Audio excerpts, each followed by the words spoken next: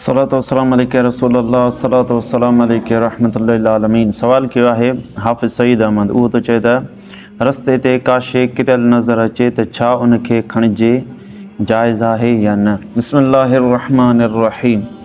जेका शइ कंहिं रस्ते ते मिले त उनखे शरई इस्तिलाह में लुक़्ता चइबो आहे ऐं लुक़्ता जो हुकुम इहो आहे त उनखे पंहिंजे नफ़्स जे लाइ खणणु हराम आहे, जाइज़ न आहे। इहो गसब जे हुकुम में आहे। पर जेकॾहिं इन इरादे सां खणे थो त मां उन जे मालिक ताईं पहुचाईंदुसि इन शइ खे, त खणणु मुस्तहब आहे। पर जेकॾहिं ग़ालिब गुमान अथसि त इनखे मां खणंदुसि ऐं पंहिंजे लाइ रखे छॾींदुसि त उन सूरत में इनखे न खणणु मुस्तहब आहे। पर जेकॾहिं अहिड़ी शइ आहे जो गुमान अथसि त इनखे न खयमि त इहा शइ ज़ाया थी वेंदी, त उन सूरत में उन शइ खे खणणु ज़रूरी आहे।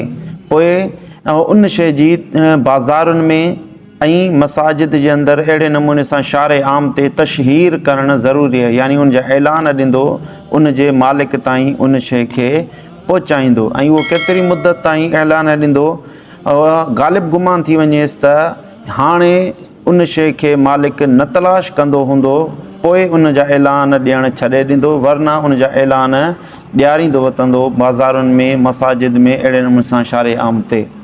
पोइ जेकॾहिं हिन खे ग़ालिब गुमान थी वियो त हाणे मालिक इन जी तलाश न कंदो, त उन सूरत में उहा शइ कंहिं ग़रीब ते सदको करे छॾींदो। पर जेकॾहिं मालिक वापसि आयो त पोइ उनखे इख़्तियार आहे, चाहे त उन सदके खे बरक़रार रखे या चाहे त उहा शइ उन खाइण वारे खां भराए वठे या उन मिस्किन खां भराए वठे त भराए सघे थो।